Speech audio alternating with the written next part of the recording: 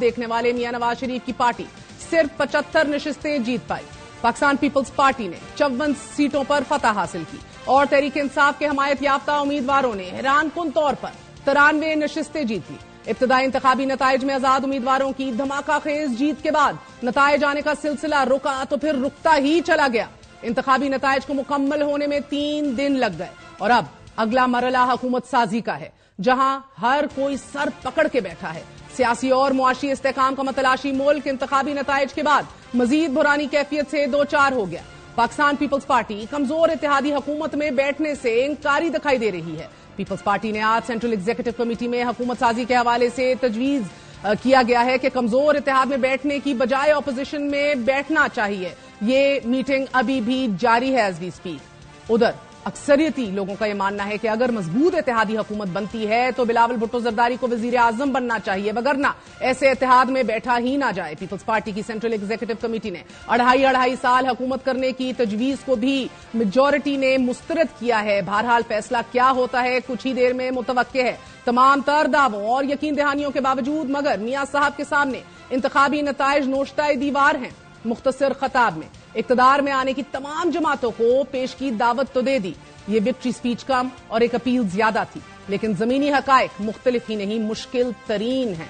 चौथी बार वजारत उज़्मा के ख्वाब को ताबीर बख्शने में जहां पाकिस्तान पीपल्स पार्टी हायल है, वहीं हुकूमत बनाने में भी पीपल्स पार्टी का किरदार सबसे अहम है। इंतखाबी नताइज के नए खाके में जब तक पाकिस्तान पीपल्स पार्टी रंग नहीं भरेगी उस वक्त तक हुकूमती तस्वीर वाज़ेह नहीं हो पाएगी। हकीकी एतबार से पीटीआई के हमायत याफ्ता आजाद अरकान अभी भी 93 के अददी नंबर के साथ अक्सरियत में है।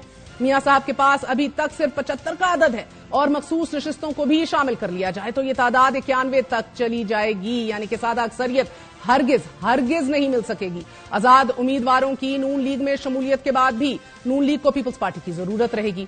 शराकत इक्तदार और मखलूत हुकूमत के इस जोड़ तोड़ में 3 सियासी मंजरनामे सामने आ रहे हैं। पहला फॉर्मूला मुस्लिम लीग नून, पाकिस्तान पीपल्स पार्टी और एमक्यूएम समेत दीगर जमातें मिलकर मखलूत हुकूमत तश्कील दे। पीडीएम 2 तर्ज की कह लीजिए तो गलत ना होगा। नून लीग अपना वजीर आजम लाए और पीपल्स पार्टी को सदर और स्पीकरशिप दे दी जाए, लेकिन इस मुमकिन फॉर्मूले में भी पाकिस्तान पीपल्स पार्टी अपना वजीर आजम लाना चाहती है, अभी भी कोशिश कर रही है। और सेंट्रल एग्जीक्यूटिव कमेटी की मीटिंग में बिलावल भुट्टो को वजीर आजम लाने पर जोर दिया गया है। पाकिस्तान पीपल्स पार्टी अगर वजारत उज़्मा के मुतालबे से पीछे हट जाती है तो कम अज कम वो मियां नवाज शरीफ की बजाय मियां शहबाज शरीफ को बतौर वजीर आजम लाने को तरजीह देगी।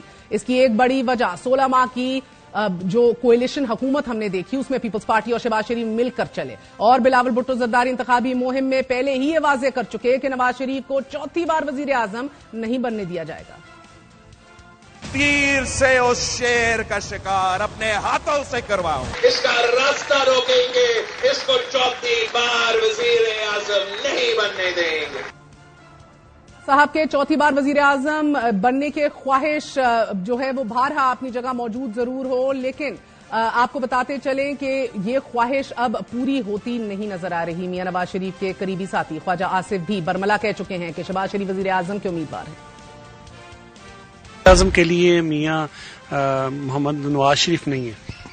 नहीं, मियां साहब नहीं है, मियां शहबाज साहब होंगे। नहीं, मियां साहब नहीं है, मियां शहबाज साहब होंगे। वजारत आला के लिए कौन आपकी तरफ से मुस्लिम लीग की? वो भी तकरीबन जो है ना हमारी पार्टी ने फैसला कर लिया। ख्वाजा साहब का ये बयान ये साबित कर रहा है कि नून लीग मियां साहब को वजीर आजम बनने के अज़म से पीछे हटना शुरू हो गई है और इसकी सादा सी वजह यह भी हो सकती है कि मियां साहब बजाते खुद जिन 2 हलकों से इलेक्शन लड़े हैं, एक हलके में उन्होंने इंतखाब चैलेंज किया है, जबकि तमाम तर उम्मीदवार जो उस हलके से हारे भी हैं वो भी ये कह रहे हैं कि मियां साहब नहीं जीतते, जबकि दूसरे हलके में उनकी जीत को चैलेंज कर दिया गया है यास्मीन राशिद साहिबा की तरफ से। अगर हार बरकरार रहती है और जीत पर यास्मीन राशिद के हक में फैसला आ जाता है तो नवाज शरीफ पार्लिमानी सियासत से बाहर हो सकते हैं।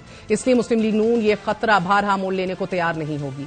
मीडिया जराए का यह भी मानना है कि अगर पाकिस्तान पीपल्स पार्टी बिलावल भुट्टो को वजीर आजम बनाने से पीछे नहीं हटती तो फिर मुस्लिम लीग नून लचक दिखाएगी और बिलावल भुट्टो की हमायत कर सकती है। हुकूमत साजी के लिए दूसरा फॉर्मूला पाकिस्तान पीपल्स पार्टी, पीटीआई, आजाद अरकान, एमक्यूएम और जेयूएफए के साथ मिलकर हुकूमत बनाने की कोशिश करना था, मगर इसमें पाकिस्तान तहरीक इंसाफ की तरफ से अभी तक हाथ नहीं बढ़ाया गया, ना ही बढ़ाया जाएगा। बैरिस्टर गोहर वाजे कर चुके हैं कि वो पीपल्स पार्टी और नून लीग में से किसी भी पार्टी के साथ इत्तेहाद में नहीं जाएंगे और बहरहाल ये बात इमरान खान साहब की तरफ से भी है कि नहीं, इस वाले फॉर्मूले पे किसी सूरत भी इत्तफा नहीं किया जाएगा। हम इंतखाबी नताइज को चैलेंज चैलेंज करेंगे बकौल बैरिस्टर गोहर और अकेले हुकूमत बनाने की कोशिश करेंगे, ना सही तो फिर ऑपोजिशन में बैठेंगे। तीसरा मुमकिन फॉर्मूला यह हो सकता है कि पाकिस्तान मुस्लिम लीग नून और पीपीपी इस फॉर्मूले पर इत्तेफाक कर लें कि इब्तदाई 3 साल लीगी और आखिरी 2 साल पाकिस्तान पीपल्स पार्टी का वजीर आजम लाया जाए और तहरीक इंसाफ के आजाद अरकान ऑपोजिशन में बैठ जाएं। लेकिन फिलहाल पीपल्स पार्टी की सेंट्रल एग्जीक्यूटिव कमेटी की तरफ के अंदर से जो खबरें मौसूल हो रही हैं, इस तजवीज को भी मुस्तरद किया जा चुका है। पाकिस्तान पीपल्स पार्टी और नून लीग के मुमकिन हुकूमती इत्तेहाद के बारे में बिलावल इंतखाबी मुहिम में यह भी कह चुके हैं कि हम नून लीग के साथ नहीं बैठेंगे। ये तो बहुत ही मुश्किल है कि मैं मुस्लिम लीग नून के साथ इत्तेहाद में जाऊं। वो मुस्लिम लीग नहीं रहा जो COD का मुस्लिम लीग हो या वोट की इज्जत दिलवाने वाला मुस्लिम लीग हो, कि IJI वाला मुस्लिम लीग है, के साथ तो हमारा चलना बहुत मुश्किल बन गया है। अभी भी ताजा तरीन आपको इतलात देते चले, सेंट्रल एग्जीक्यूटिव कमेटी में सीनियर रहनुमाओं से जिनसे अभी मेरी बात हुई है, बार बार इसरार किया जा रहा है कि पीपल्स पार्टी ऑपोजिशन में बैठे।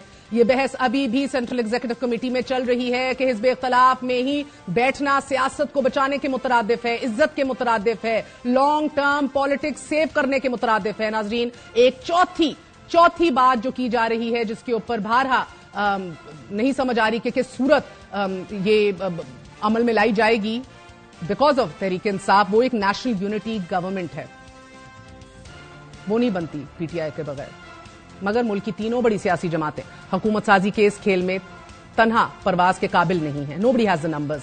तवक्को यही थी कि इंतखाबात मुल्क को सियासी बुरानी कैफियत से बाहर निकालने में मुआवन साबित होंगे, लेकिन इंतखाबी नताइज को देखकर यह कहना गलत ना होगा कि मुल्क मजीद मुश्किलात का शिकार हो चुका है, जहां बेसाखियों पर खड़ी कमजोर हुकूमत के सामने मुईशत, दहशतगर्दी, महंगाई के हमालिया जैसे बड़े चैलेंजेस दरपेश हैं और हुकूमत अपने ही इत्तेहादियों के हाथों ब्लैकमेल भी हो सकती है।